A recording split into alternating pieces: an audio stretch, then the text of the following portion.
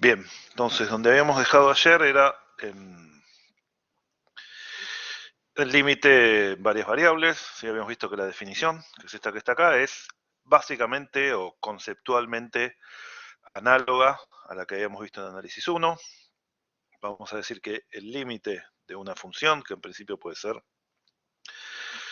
con dominio en un Rn cualquiera y con dominio en un Rm cualquiera, tiene límite L, donde este L es un vector de Rm. Si, dado cualquier epsilon mayor que 0, hay un delta tal que si x está a distancia menor que delta de x0 y positiva porque es límite, esto todavía no es continuidad, entonces la imagen de ese punto está a distancia menor que epsilon de el vector L. ¿Sí? Lo que cambia acá es que esta distancia menor que epsilon, si m es 1, es el mismo módulo de antes. Y ahora si m es más grande, entonces será la distancia que corresponda. Por ejemplo, la raíz cuadrada de la suma de los cuadrados de las distancias de las diferencias coordenada a coordenada. Entonces, con esta definición, lo que podemos hacer es un ejemplo de límite por definición, que es donde habíamos dejado ayer, que es esta función. ¿Sí? Esta función tiene un dominio, que es todo el plano R2, excepto el 0, 0, porque ahí no podría no podría dividir por 0, no está definida la función. Y si al plano R2 le saco solo el 0, 0, claramente el 0, 0 es un punto de acumulación porque me puedo acercar al 0, 0 por puntos del resto del plano siempre. Entonces, ¿puedo tomar límite en 0, 0? Sí. Bueno, ¿cuánto vale el límite y cómo probarlo por definición? Bueno, ¿cuánto vale? Es un tema que también nos preocupaba o nos resultaba difícil en análisis 1, era el candidato al límite. Bueno, si no me lo dan, tendré que ver. Lo que vamos a ver la semana que viene, el martes, es el tema de los límites conocidos, especiales, algunos que vamos a poder usar como hacíamos en análisis 1, que teníamos algunos límites conocidos. Si no, decimos, bueno, vamos a buscar algún candidato al límite y después intentar probar por definición, si es que nos convencemos de ese candidato, que efectivamente es el límite. ¿Sí? Lo que vamos a ver hoy, ahora el resto de la clase, después de este ejemplo, es, bueno, estos candidatos al límite son buenos, son malos, qué cosas tengo que probar, que son los que se llaman límites iterados, límites paramétricos, etc. Uno de esos, que es lo que se llama un límite iterado, es, por ejemplo, acercarse de esta forma. Decir, bueno, considero todos los puntos en el eje x, x,0. Si me voy acercando por esos puntos, ¿sí? Y en principio no, porque son de varias variables. Lo que vamos a ver es que con cambio de variable, con algunas adaptaciones, podemos usar límites de varias variables parecidos. Los que sean de una variable, sí, obviamente. Por ejemplo, acá, esta función, una vez que yo fijo x,0, esta es una función de una variable, ¿sí? Y ahí puedo usar todos los límites de una variable que conozca. En este caso, literalmente es la función 0, así que no hace falta ningún límite notable ni nada, sino que directamente es constante y tiende a 0. Bueno, lo que uno haría en un ejercicio práctico, que es lo que vamos a hacer, bueno, hoy y la semana que viene, es, bueno, chequear por algunos otros caminos, a ver si este es un buen candidato o si se cae en algún momento. Como en el primer ejemplo lo que me interesa es nada más que probar el límite por definición, me voy a quedar con L igual a 0 como candidato y vamos a probar por definición que efectivamente L igual a 0 es el límite de f con xy tendiendo a 0, 0. Bueno, como siempre, para probar un límite por definición empezamos diciendo, me da un epsilon mayor que 0. Lo que quiero probar es que hay un delta que va a depender de este epsilon, ¿sí? Vamos a terminar como hacíamos en análisis 1, despejando delta en función de epsilon, tal que si estoy en la bola de centro 0, 0 y radio delta pinchada, entonces la imagen, ¿sí? XY, va a estar en la bola de centro 0 y radio epsilon. O sea, va a estar en el intervalo más menos epsilon. Entonces, vamos a empezar con un delta mayor que 0 a determinar y suponer que el punto XY está en esta bola, en la bola pinchada de centro 0, 0 y radio delta. ¿Sí? Trabajando con eso, vamos a llegar a una desigualdad entre que tiene a delta, vamos a pedir que eso sea menor que epsilon y despejar el delta. Igual que hacíamos en análisis 1. ¿Qué es lo que va a cambiar ahora? Que las acotaciones serán más complicadas porque hay varias variables. ¿Sí? Pero por lo demás es el mismo método conceptualmente, los mismos pasos, es usar que estamos a distancia menor que delta del punto x0, llamémoslo a esto, y después, una vez que tenemos una desigualdad que solo involucra delta, que ya no tiene masa de x y ahí, tal vez como pasaba en análisis 1 hay que hacer alguna acotación auxiliar, etcétera, pero una vez que tenemos la acotación solo con delta, pedimos que eso sea menor que epsilon, despejamos el delta y listo. Bueno, ¿qué es lo que yo quiero hacer en cuando tomo módulo? ¿No? Este es el módulo de f menos 0, que se convierte en el módulo de f porque f menos 0 es lo mismo que f. ¿Sí? Este es xy menos l. Como l es igual a 0, se convierte en esto, módulo de f de xy. ¿Qué es lo que yo quiero hacer acá? Esto que hice, que es sacar el y y decir, bueno, x cuadrado más y cuadrado es más grande, ¿sí? Lo que hice acá abajo, x cuadrado más y cuadrado es más grande que x cuadrado, entonces puedo decir, si divido por algo más chico, que es x cuadrado solo, el cociente es más grande. Ahora, ¿qué cuidado tengo que tener cuando hago esto? Bueno, no quedarme dividiendo por 0 acá. ¿Sí? Entonces, ¿cuándo me quedaría dividiendo por 0? Bueno, por ejemplo, cuando x sea igual a 0, ¿sí? Que sería este caso 2 de acá. Entonces, el caso igual a 0 sería complicado si yo acá quisiera decir, bueno, divido por, saco el x cuadrado y divido por y cuadrado, también tendría que fijarme que y no sea 0. De todas formas, el caso igual a 0, vamos a ver que es más sencillo. Entonces, esos dos casos, x igual a 0 y igual a 0, como voy a eliminar uno de estos dos, los tengo que mirar aparte. Tengo que ver si restringen al delta de alguna forma, si es necesario para poder acotar con los puntos que tienen, ¿no? X igual a 0, que es el más problemático, o y igual a 0, tengo que hacer alguna acotación auxiliar o no. Entonces, empezamos por esos puntos, por los puntos que no me permiten hacer esto de una.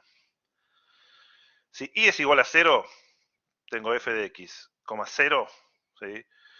Que es directamente 0, ¿sí? Porque si tengo x distinto de 0, obviamente, porque estoy yendo del 0, 0, si ya y es igual a 0, x no puede ser igual a 0 porque estaría justo en el punto y eso no se cumple porque estoy en la bola pinchada, ¿sí? El punto de xy no es 0, 0, es x, y, alguno de los dos no es 0.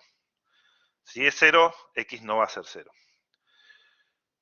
Bueno, en esos puntos, no Perdón, importa. una pregunta. La bola de epsilon también tiene centro 0, 0, ¿no? Bueno, no, tiene centro 0 porque la imagen es R, no es R2. La imagen, fíjate que Ah, la función claro. es un campo escalar. La función es un campo escalar. Entonces, el centro es 0. ¿Está bien? Bueno, entonces, en los puntos que tienen igual a 0, la función directamente vale 0. Yo lo que quiero probar es que la imagen está a distancia menor que epsilon del 0. ¿A qué distancia está el 0 del 0? A distancia 0. Así que está dentro de esta bola.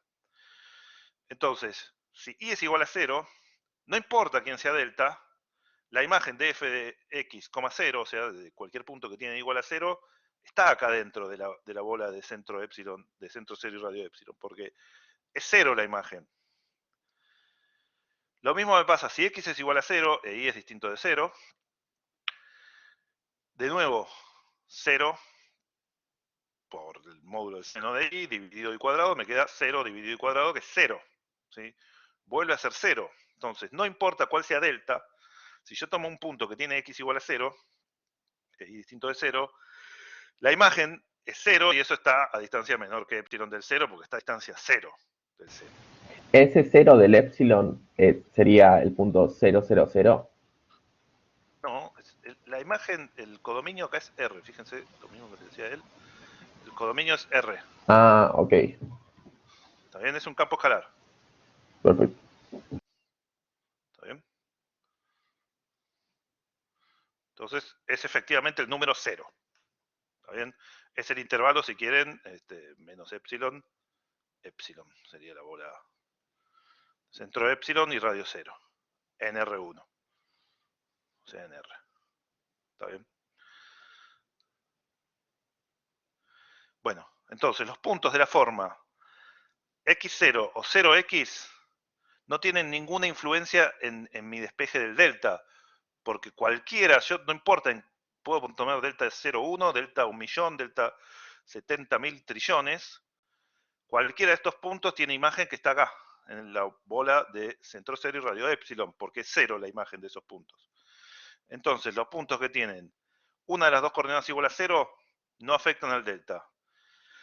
De manera que, para encontrar el delta en función de epsilon, puedo suponer que ninguno de los dos es 0, ¿sí? Porque los puntos que tienen una de las dos coordenadas igual a 0, les sirve cualquier delta. Entonces, los que me restringen el delta, los que me van a hacer encontrar un delta, son los puntos que no tienen ni a x0 ni a y igual a 0. ¿Está bien? Entonces puedo restringir en este caso y el delta que me dé me sirve para estos puntos también, porque para estos puntos sirve cualquiera. ¿Sí? Para estos no, para estos vamos a encontrar uno. Para estos sirve cualquiera. Entonces encuentro el que sirve para estos y me va a servir para estos porque para estos servía cualquiera. ¿Se entiende? Bueno, entonces nuestra acotación es, ahora sí, la que decíamos antes. Tengo x cuadrado por el módulo del seno de y. Dividido x cuadrado más y cuadrado. X cuadrado más y cuadrado es mayor que x cuadrado, ¿sí? Porque y cuadrado es mayor que 0. Así que al dividir por algo más chico, que es sacar el y cuadrado, tengo un cociente más grande. Una vez que sacamos el y cuadrado de acá, se simplifica el x cuadrado del numerador, ¿sí? Esto es un 1, x cuadrado dividido x cuadrado, y nos queda el módulo del seno de y. El módulo del seno de y, siempre el módulo de un seno es menor o igual que el módulo del argumento. Entonces el módulo del seno de y es menor o igual que el módulo de y. ¿Está bien hasta acá? Todavía me falta, ¿no? Me falta acotar esto. ¿De dónde sale lo de que el módulo del seno de i es menor o igual al módulo de i? Eso es conocido, eso lo probamos en la guía de Lagrange de análisis 1. Ah, perfecto. Se prueba con Lagrange. Bien, entonces todavía me falta seguir acotando con esto hasta que aparezca el delta. ¿Qué voy a usar? Algo que vamos a usar mucho y lo quiero señalar ya desde el principio, algo muy cómodo, que es esto de acá. Si yo tengo el módulo de una de las componentes, siempre el módulo de x es menor o igual que la raíz de x cuadrado más y cuadrado, porque el módulo de x es la raíz de x cuadrado. Entonces, si le sumo algo más, cuando le tome raíz me queda más grande. Y lo mismo, el módulo de y es menor o igual que la raíz de x cuadrado más y cuadrado. ¿Sí? O sea que esta es la norma de x y, ¿no? Norma euclidia. Esto es bastante cómodo y lo vamos a usar mucho, que el módulo de una componente siempre es menor o igual que la norma del vector completo. Y entonces, yo lo que digo es, me quedó que el módulo de, yo venía así, venía con que el módulo de f de x y era menor o igual que el módulo de y. Y ahora lo que dije acá es, esto que puse acá arriba, es el módulo de y es menor o igual que la raíz de x cuadrado más y cuadrado, que es la norma del vector. Y si estoy en la bola de centro 0, 0, 0 y radio delta, el módulo, por definición de esa bola, es menor que delta. ¿Está bien? Esto que está acá. Porque estoy en la bola, ¿sí? De centro 0, 0 y radio delta.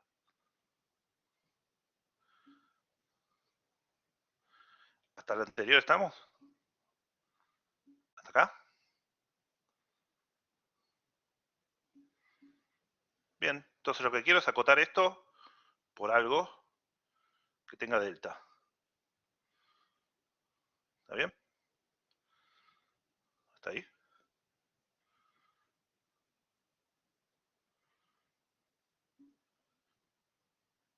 Porque es lo mismo que hacemos en análisis 1. Yo vengo, agarro f de lo que sea, varias o en una variable, acoto hasta que me quede menor que algo que tenga delta, ¿sí? Una, no sé, delta más delta cuadrado, lo que sea, 3 delta menor que epsilon, y despejo delta igual 3 epsilon sobre 3.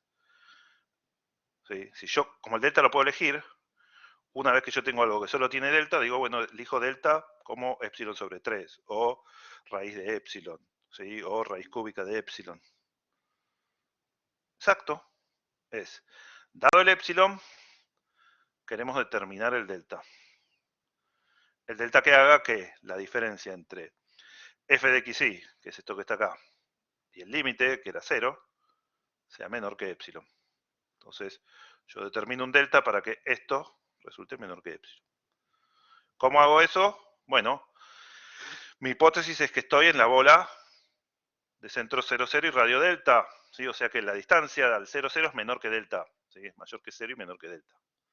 Bajo esta hipótesis, tengo que poder agarrar esto, transformarlo en algo que involucre a delta, ¿sí? Tengo que poder agarrar este f de x menos L, transformarlo en algo que involucre al delta, y una vez que solo involucro al delta, lo que tengo que hacer es despejar, pedir que eso sea menor que epsilon y despejar delta en función de epsilon. ¿Podrías usar otra distancia que no sea la euclidea? Sí, es lo mismo usar cualquiera. La euclidea en general es la más cómoda, pero se puede usar cualquiera.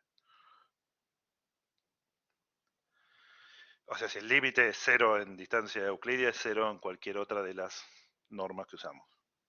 ¿Sí? Son todas equivalentes en ese sentido.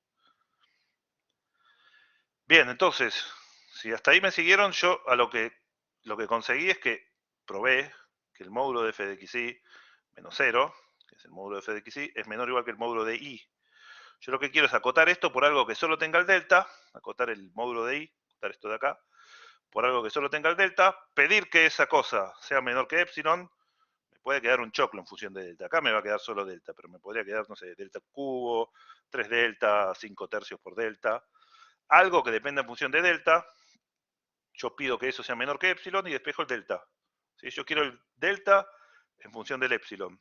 Igual que hacíamos en análisis 1. ¿Está bien? Yo llegué hasta acá. Ahora necesito acotar esto por algo que tenga delta. ¿Cómo hago eso? Yo tengo la hipótesis, ¿sí? Mi dato, lo que yo puedo manejar, es decir, que el xy lo estoy tomando en la bola de centro 0, 0 y radio delta, pinchada. Esto es, lo tomo acá. Esto es lo que yo manejo. Yo manejo esto.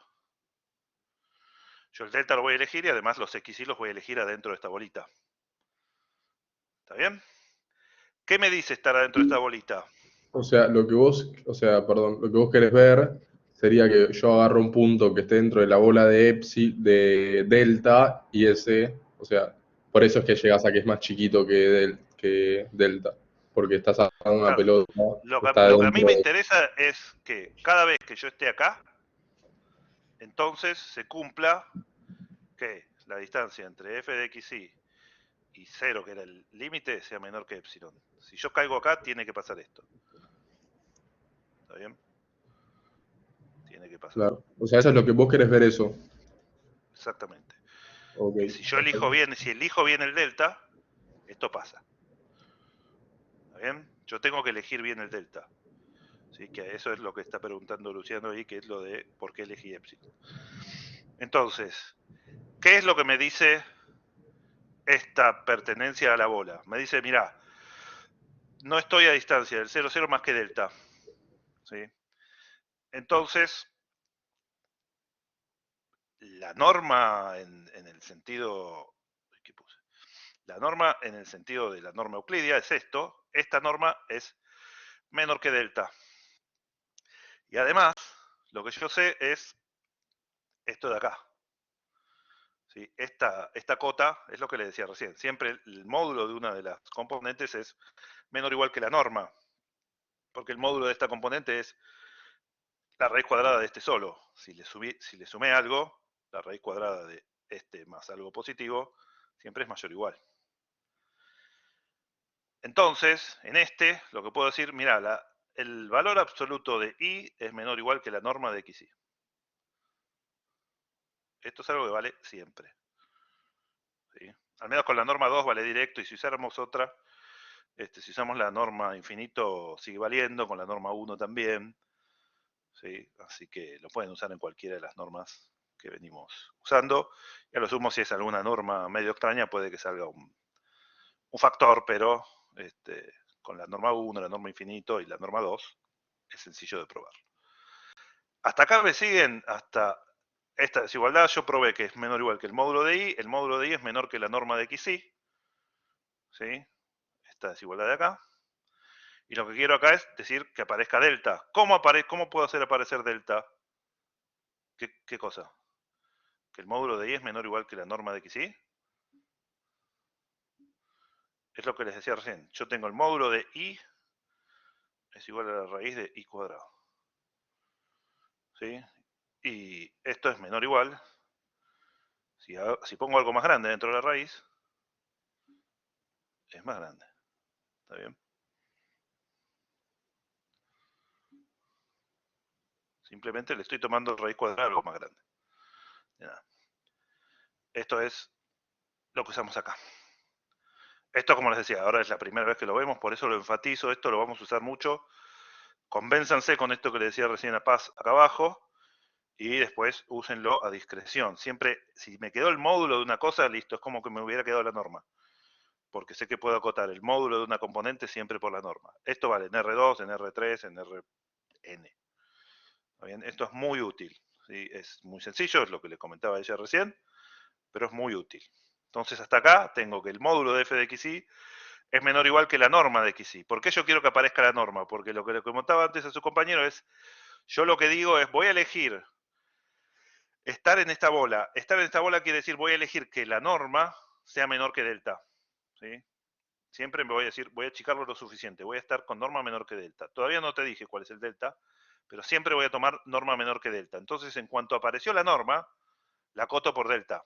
Acá apareció suelta, ¿sí? Solo apareció la norma. Si hubiera aparecido el cuadrado, la voy a acotar por delta al cuadrado. Si hubiera aparecido la norma más 3, la acoto, perdón, sí, la acoto por delta más 3. ¿Sí? Si aparece la norma al cuadrado más la norma al cubo, la acoto por delta al cuadrado más delta al cubo.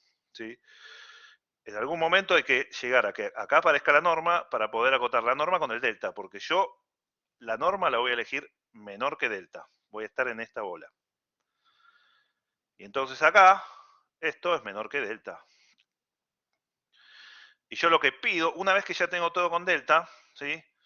Si me quedó menor, puedo pedir que esto sea menor o igual que epsilon. Esto es lo que quiero, ¿sí? Es lo que voy a pedir. Pido esto, y con esto, despejo. ¿Se entiende? Yo podría ¿Cuánto decir vale esto? también que epsilon sea igual a 2 delta, ¿no? Que epsilon sea igual a... No, a epsilon no lo podés manejar. Tenés que manejar delta. En todo caso, delta igual a epsilon sobre 2. Ah, bueno, eso. Sí. El epsilon es dato. Claro, acá, yo despejo esto. Si quiero elegir uno, digo, bueno, cuando delta es menor o igual que epsilon, puedo tomar. Entonces, puedo tomar el peor o el más, o el mejor, depende como le queramos decir. El menos restrictivo es decir, bueno, que valga esto con el igual. Delta igual a epsilon. ¿Ese me sirve? Sí. Si delta es igual a epsilon, esta desigualdad vale. ¿Está bien? O, como me Pero no decía entiendo, recién o sea, alguien, puedo tomar perdón, delta o cualquiera menor. perdón, Luciano, no entiendo, o sea, eso es a lo que querés llegar, ¿por qué puedes empezar a manejar eso? Tipo decir, tipo, bueno, quiero No, decir no, igual. yo lo que claro, porque yo el delta lo elijo yo. Este lo manejo yo. Este lo elijo. ¿Cómo lo Ah, elijo? Si me das epsilon, te elijo delta igual a epsilon. O como alguien me dijo, por ejemplo, delta igual a epsilon sobre 2. Epsilon sobre 2 es más chiquito que epsilon, sí. O epsilon sobre 10.000. O epsilon por 0,99999. El que yo quiera. ¿Sí? No, no, lo que te dan es epsilon. Lo que vos devolvés es delta. Yo acá digo, bueno, el más grande que puedo tomar es epsilon. ¿Sí? No importa, vos lo que tenés que demostrar es que existe alguno. Entonces con tomar cualquiera demostrás que existe. Elegís el que vos quieras. O decís, vale, cualquier... Acá también podés decir, en lugar de elegir uno, decir, puedo tomar cualquier delta menor o igual que epsilon. cualquier delta que yo quiera, menor o igual que epsilon. El que quiera. Si quiero tomo epsilon, si quiero epsilon sobre 2, si quiero epsilon sobre 700. Cualquier delta que yo tome que sea menor o igual que epsilon, va a valer que si estoy en la bola de centro 0, 0 y radio delta, ¿a qué quiero llegar? A que, dado epsilon, existe un delta tal que, si estoy en la bola de centro 0, 0 y radio delta, entonces la imagen está a distancia menor que epsilon del 0. A eso quiero llegar.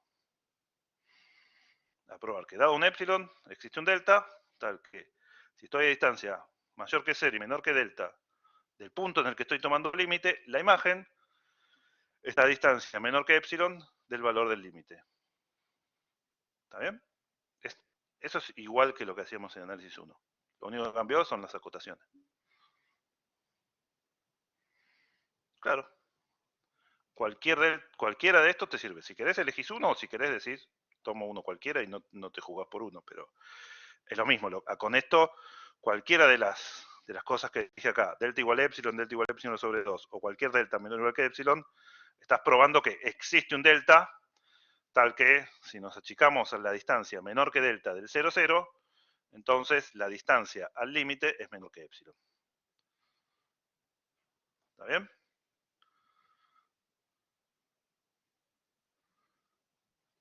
La técnica, como les decía, es la misma que en análisis 1, solo que ahora las cotas son más difíciles de hacer. Pero es empezar con la función menos L en módulo, que delta es mayor que epsilon. Claro, en este caso no. Si delta fuera mayor que epsilon, no se cumple esta desigualdad y no se cumple que el primero sea menor igual que epsilon, sea menor estricto que epsilon, que es lo que vos querías. Acá lo que te restringe es la última. Delta en función de epsilon te restringe acá. Porque vos querés que todo lo que vino antes sea menor que epsilon. Si acá elegís uno que no cumpla la última, no se cumple la primera. No es que te sirve más un delta o el otro. Te sirve cualquiera. Vos lo que tenés que hacer es demostrar que existe uno. Entonces, si vos querés demostrar que existe uno, podés decir, mira, tomo delta igual a epsilon y este existe. O tomo epsilon sobre 2 y epsilon sobre 2 es menor que epsilon. Lo que tenés que demostrar es que existe uno. Entonces, cualquiera de estos lo podés tomar.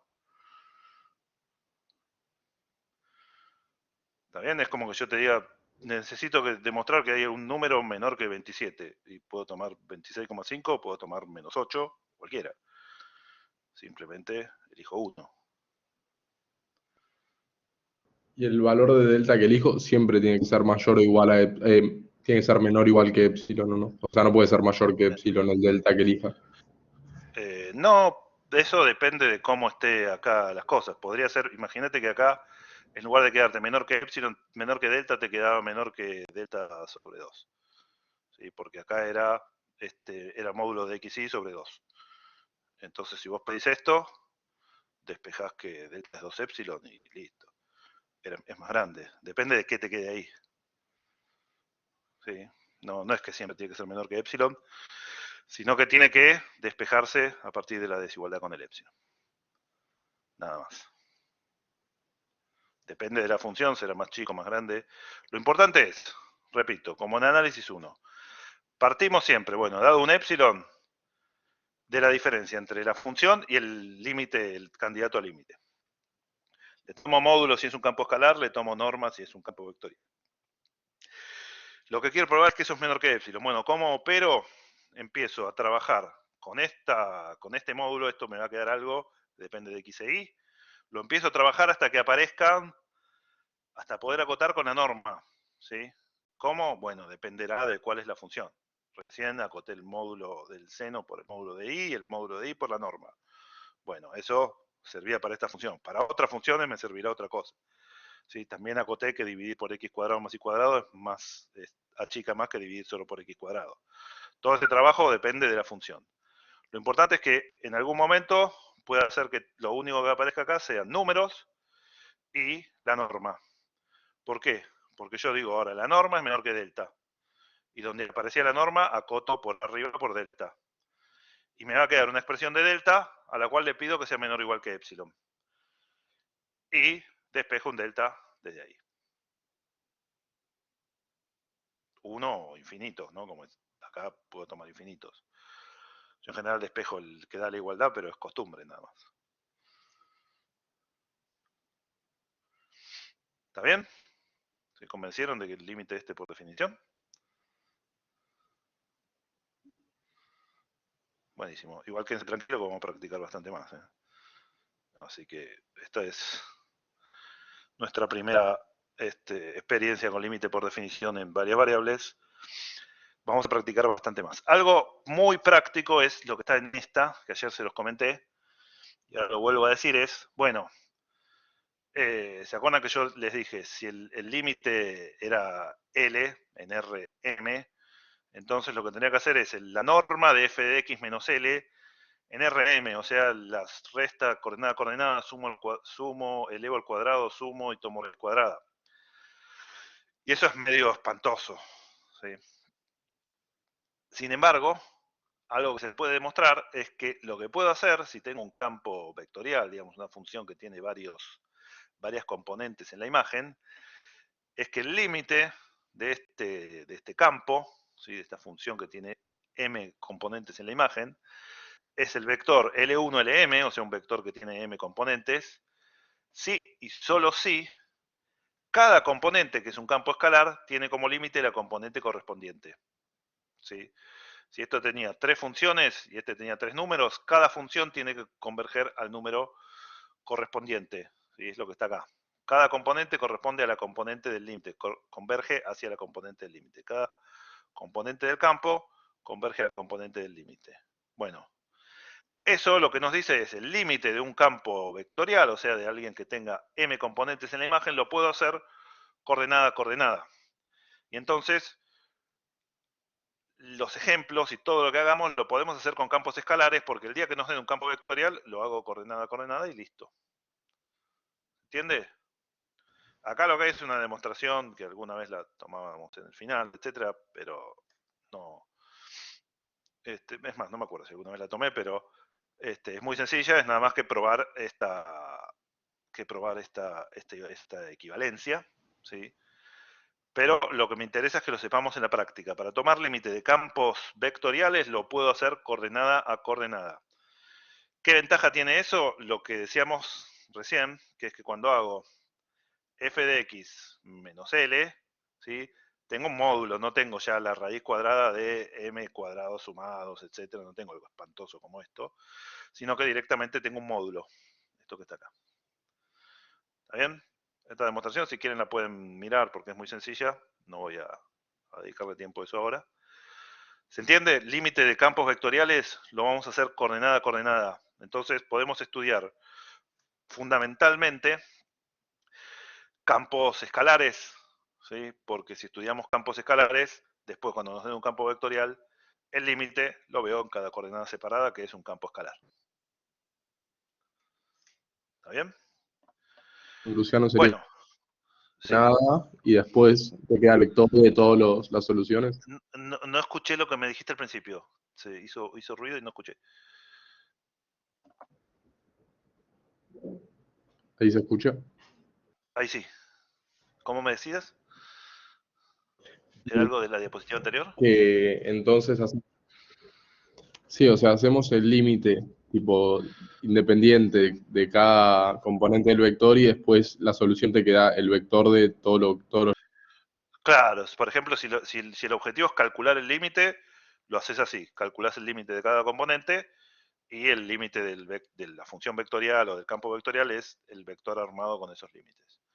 Y si el ejercicio fuera probar que es el límite, lo probás por definición coordenada a coordenada.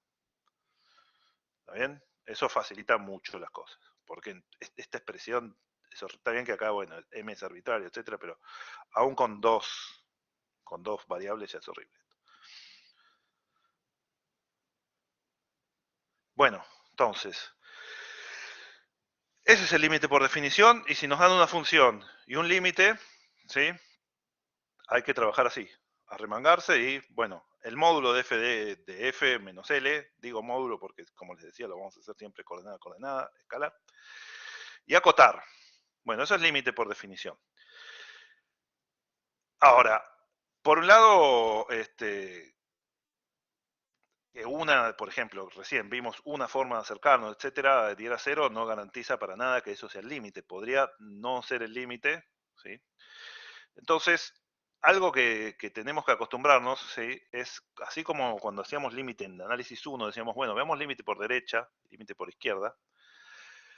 Ahora nos tenemos que acostumbrar a decir, bueno, hagamos el límite por varias direcciones para ver, por un lado, si en todas las direcciones que yo empiezo a ver 1, 2, 3, 4, 5 direcciones, y en todas las direcciones más o menos inteligentes que yo tome, me da el mismo valor, ya tengo un candidato que empieza a ser más firme al límite, ¿sí? No es lo mismo decir, bueno, me acerqué por los puntos de la forma x,0, me dio 0 y ese es mi candidato, que decir, me acerqué por los puntos de la forma x,0, de la forma 0,i, de la forma y igual x cuadrado, de la forma y igual x. ¿Sí? En cuanto empiezo a sumar más formas, ninguna alcanza por sí misma para demostrar que el límite es 0, pero empieza a reforzarse ese número como candidato. Y además, algo que vamos a ver ahora en unos minutos, si hay alguna, en realidad, creo que ya lo podríamos decir, ¿no? Porque, a ver, ¿dónde lo puedo escribir esto? Acá tengo un espacito en blanco. Yo lo que digo es, lo que dijimos desde ayer, yo me acerco al punto, ¿no? ¿Sí? No sé para qué puse los ejes. Yo me acerco al punto este. Dame un segundo que voy a borrar esto porque quedó medio feo el eje. Yo me acerco al punto. Yo lo que digo es, en cuanto me acerque acá, que estoy a distancia menor que delta, la imagen tiene que estar a distancia menor que epsilon. Que yo me acerque al punto, lo puedo hacer como decía, por ejemplo por acá, o lo puedo acercar por una curva medio rara por acá, o venir por arriba, o venir en diagonal, o venir vivoreando 1.000.000 de veces. Bueno, se me hizo una raya ahí, no sé por qué. Lo importante es que cualquier dirección de acercamiento en algún momento termina adentro de la bolita de centro x0 y radio delta, ¿sí? Por eso habíamos formado esa bolita. Entonces, ¿qué tiene que pasar por cualquiera de esas formas de acercarme? Si voy a caer adentro de la bolita, por cualquiera de esas formas de acercarme, tengo que estarme acercando al mismo valor del límite. No puede, ¿qué podría pasar? Si yo vengo por una curva, ¿sí? Imagínense que vengo por esta curva de acá arriba y el límite cuando me acerco a este punto me da 5.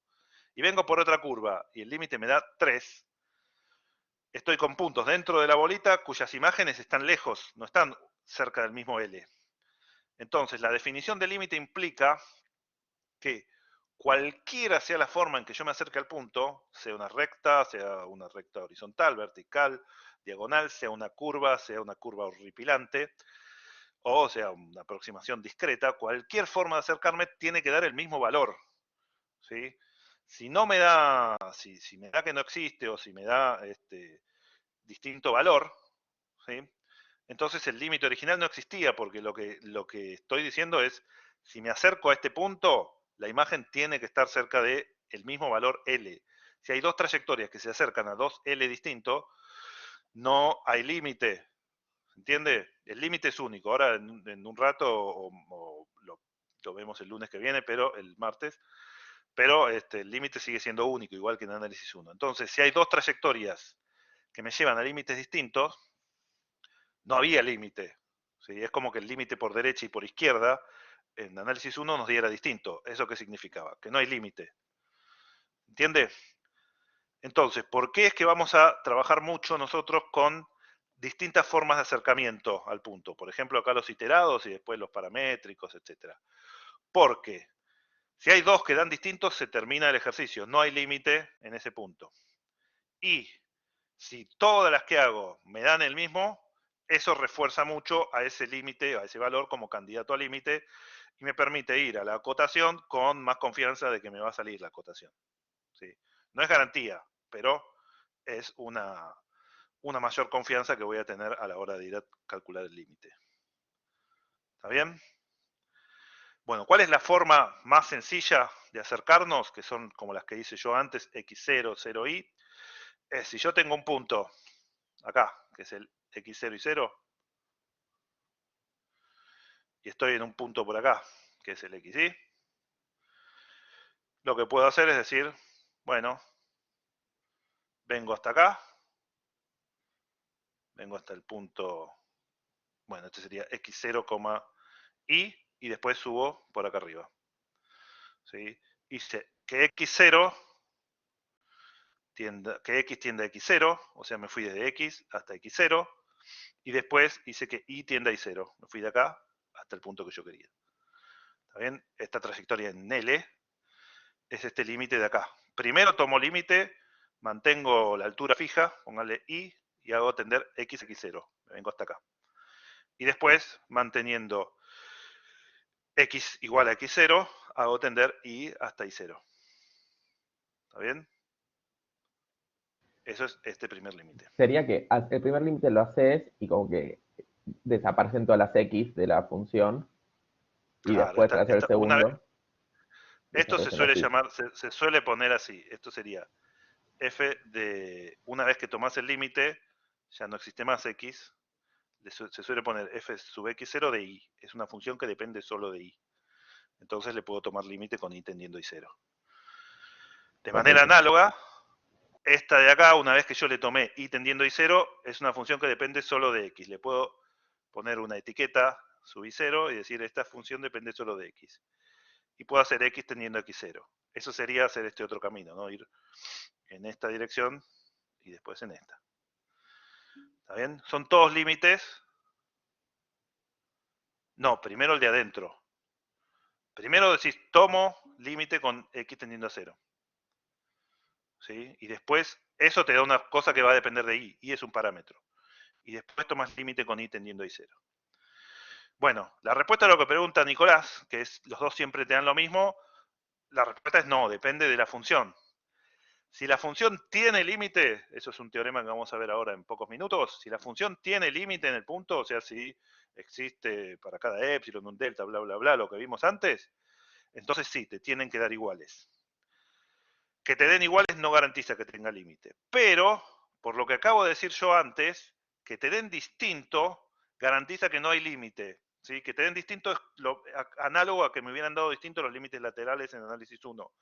Si me llega a dar distinto alguno de estos, este me da 3 y este me da 5, entonces seguro que no hay límite del punto. Bueno, después vemos algún ejemplo en el que te diera distinto. ¿Sí? Pueden dar distinto. Depende de la función. Podría ser que cuando esto tiende a 0, te diera siempre 0 y después cuando tomas límite afuera te va a dar 0 y este otro no. ¿Sí? Va a haber muchos ejemplos de eso. ¿Está bien? Ahora vamos a ver ejemplos en los que da distinto, en los que uno... También podría pasar que una de las trayectorias de acercamiento caigan afuera del dominio. En ese caso, bueno, no va a existir uno de los dos, no porque no exista el límite, sino porque no se puede tomar. Pero cuando se pueden hacer las dos cosas, tiene que dar lo mismo. ¿Sí? Si no da lo mismo, la función no tenía límite. ¿Está bien?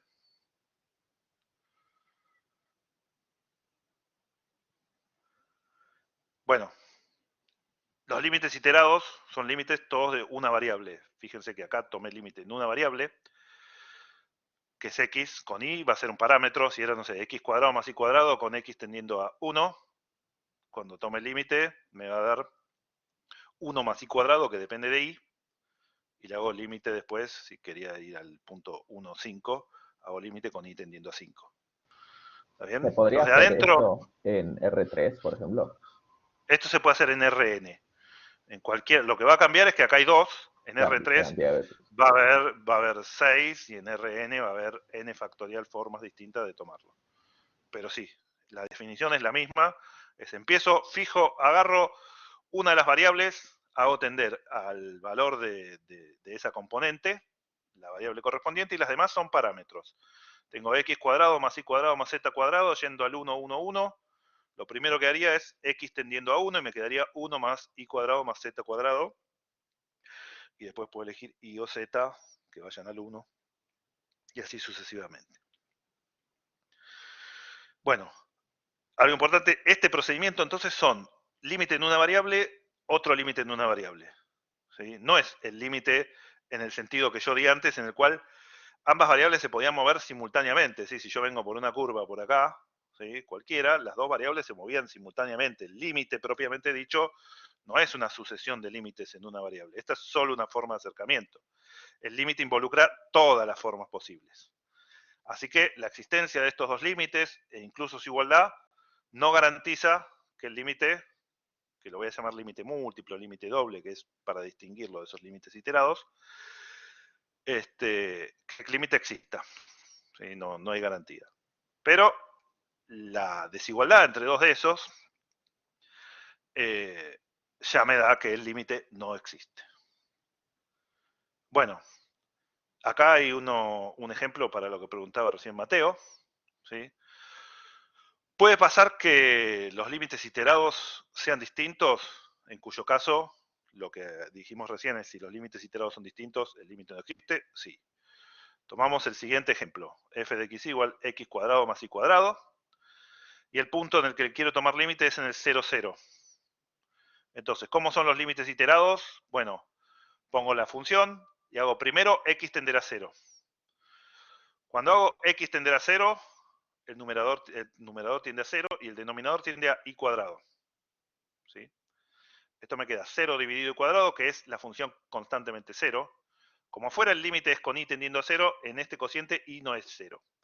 Así que esto es 0 dividido a alguien que es distinto de 0. Esto es la función constantemente 0. Y el límite de la función constantemente 0, no importa a qué punto vaya, es 0. ¿Está bien? Ahora, ¿qué hubiera pasado si primero hacía tender y a 0? ¿Sí? X es un parámetro acá. Distinto de 0 porque después afuera tomó x tendiendo a 0.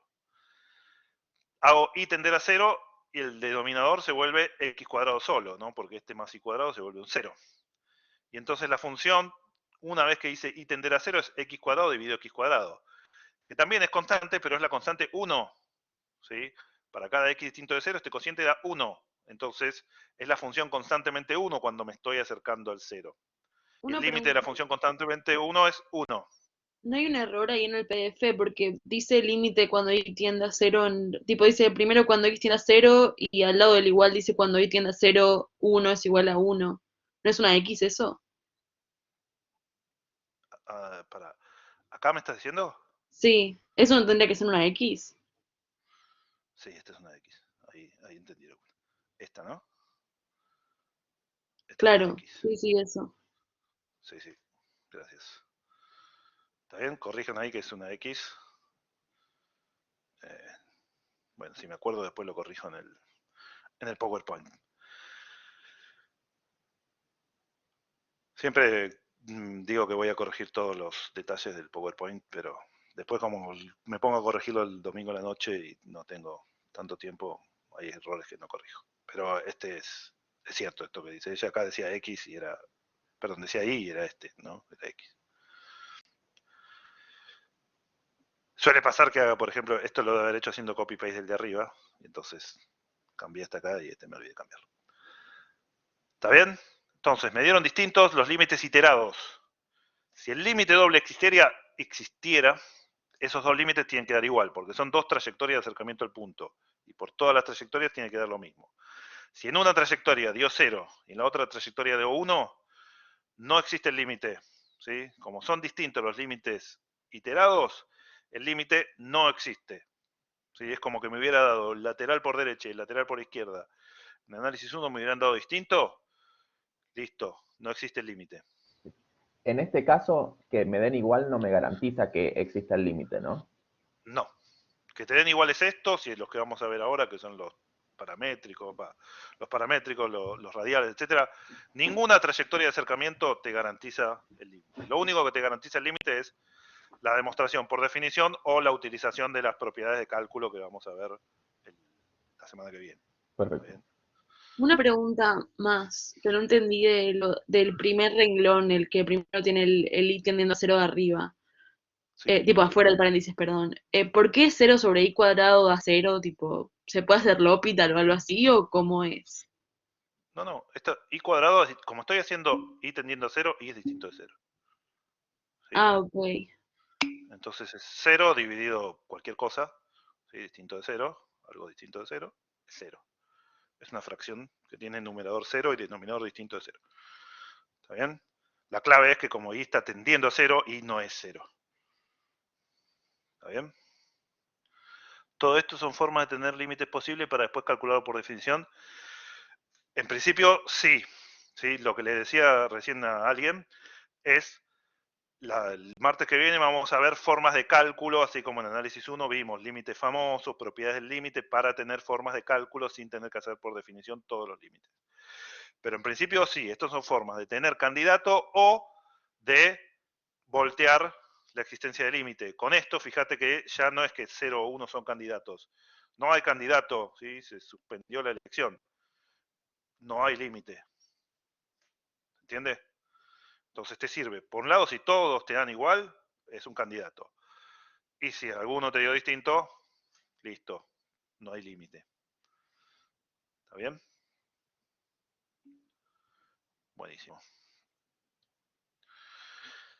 Bueno, este es un poco más sutil, no suelo usar yo mucho de estos ejemplos, pero es verdad que la existencia del límite doble, o sea, el límite doble, el límite múltiple, esto es el límite, ¿sí? Que exista límite no garantiza que existan los iterados, porque lo que podría pasar es que, vieron que yo dije, bueno, me acerco al punto, voy por, bueno, qué mala letra.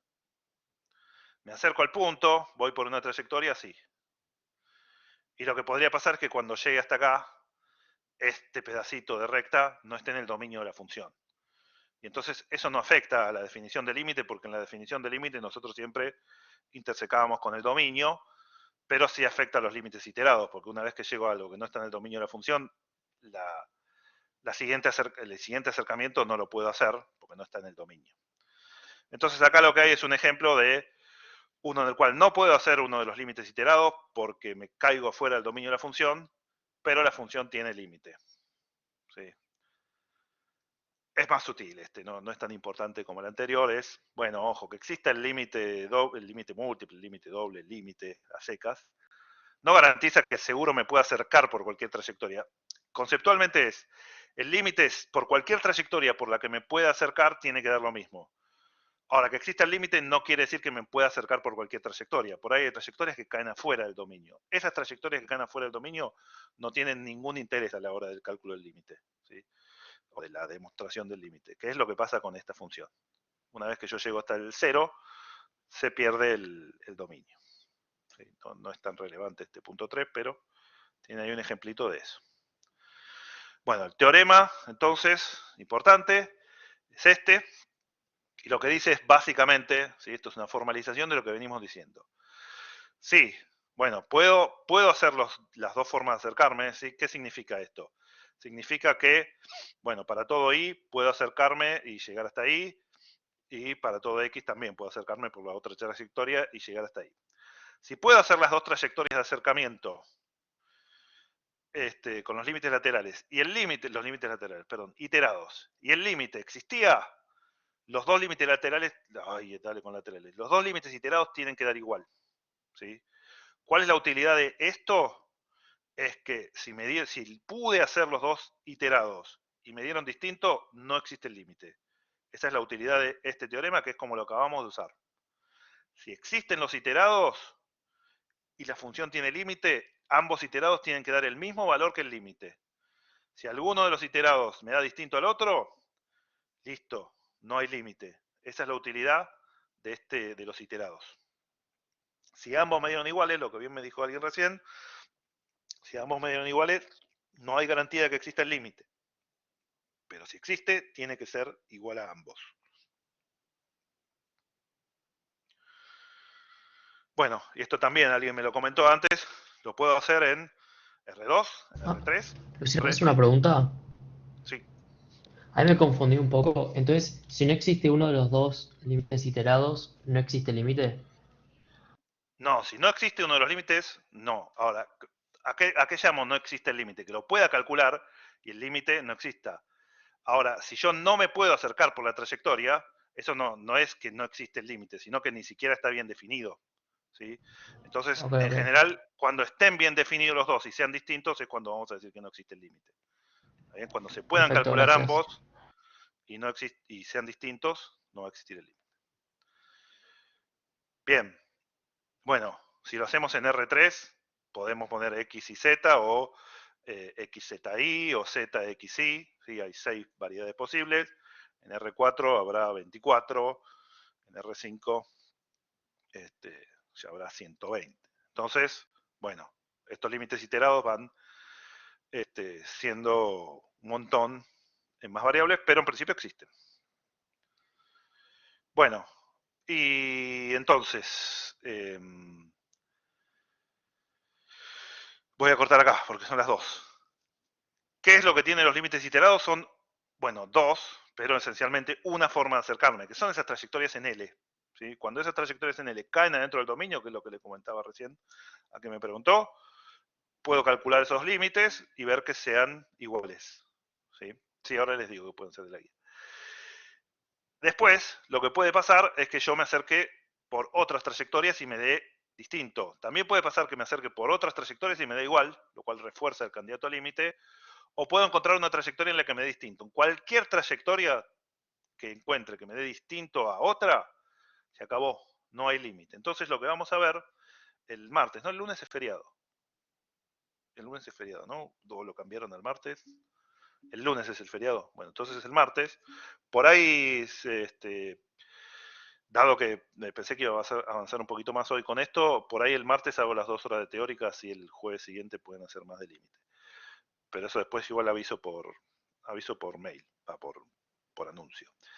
Bueno, lo que les decía es, ahora lo que vamos a hacer es ir sumando otras trayectorias estándar, ¿sí? Trayectorias que uno chequea siempre. ¿Qué es lo que va a chequear uno? Lo primero que vamos a hacer son los iterados. Si los iterados hay alguno que da distinto, se acabó, no hay límite. Si los iterados dan iguales, decís, bueno, probemos por una trayectoria un poco más complicada. ¿Cuál sería más complicada? Si los iterados eran horizontal o vertical, ahora una trayectoria más complicada sería por una diagonal. ¿Sí? Eso va a ser los límites radiales, le vamos a decir. O voy a ir por una curva más fea. A esto le vamos a llamar límite paramétrico más general. ¿Sí? Si todos esos me van dando lo mismo, eso refuerza a mi valor como candidato al límite. Y si alguno da distinto, se terminó el ejercicio, no hay límite. ¿Sí? El límite Y es no hay límite. perdón, Luciano, o sea, la curva, eso, tipo, lo elijo yo arbitrariamente, los valores de X, Y, Z, todo lo que sea. O sea, pongo cualquier Claro, valor. sí, o sea, lo que vos elegís es una curva. Lo que tiene que pasar, que es lo que está acá, es que la curva vaya al punto. ¿Sí? Que cuando algún parámetro de estos, que es, vamos a ir definiendo nosotros curva. Imagínate que la curva es la curva y igual x. ¿Sí? Que el punto es 0, 0. Si el punto es 0, 0, la curva y igual x, ¿sí? Pasa por ese punto, que sería como la curva, si querés, x, x. Esta curva pasa por el 0, 0. Yo no podría tomar, si el punto es el 0, 0, esta curva me sirve. Si tomo y igual x más 1, esta no me sirve, porque esta no pasa por el 0, 0. Entonces lo que yo voy a hacer es elegir una curva en principio arbitraria, la que sea, pero que pase por el punto. Y ver, sí, cuando lo reemplazo en la función, eso se va a volver un límite de una variable, ¿no? Porque las curvas dependen de un parámetro nada más. Y entonces, una vez que yo hago eso y puedo calcular un límite de una variable, me fijo si me da lo mismo que antes, que en las curvas anteriores, o hay alguna que da distinto. ¿Está bien? Entonces, antes de mandarse a buscar el valor. Exacto, en general siempre intentamos por varias curvas. Después lo que puede pasar es que uno ya al tener mucha práctica vea uno y diga, no, esto tiene límite cero porque lo veo y sé que puedo acotar, porque acoté muchas cosas parecidas. Podría pasar eso, que uno se dé cuenta enseguida y diga, listo, me mando a acotar. Pero en principio, lo que dice Luciano ahí es, lo que vamos a intentar hacer es primero probar iterados, después vamos a ver radiales, que es por rectas, y después paramétricos generales, que es por curvas. Y una vez que nos cansemos de buscar eso, si todos dan lo mismo, ahí recién vamos a hacer el límite por definición. ¿Está bien? Bueno, entonces el martes vamos a seguir desde acá, con los paramétricos primero radiales, que son por rectas, que es lo que está acá. ¿Sí? Los radiales. Y después paramétricos más generales. ¿Está bien? Exacto. Con cualquiera que te dé distinto, no hay límite. ¿Está bien? Bueno, Chao, nos vemos. Nos vemos conmigo el martes, entonces, si el lunes es feriado, después les mando el anuncio, me parece que tal vez de las 2 horas de teórica. El martes así avanzamos, para que el jueves que viene puedan avanzar con la práctica de límite bastante. Ah, eso, dame un segundito. Dame un segundito. Que tengo la guía acá.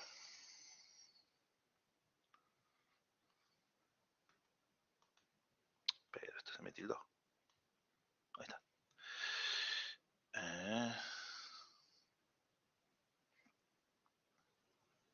El ejercicio 1 lo pueden hacer. El ejercicio 2 también.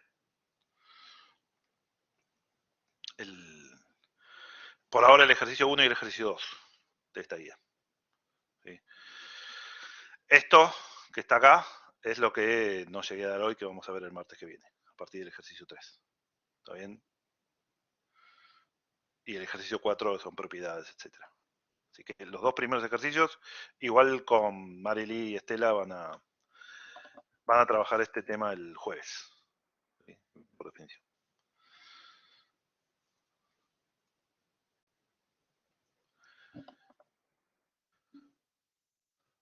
De nada. Bueno, ahora sí, corto la grabación, no la corté, ¿no? ¿Es este stop de acá? No, ese es el de...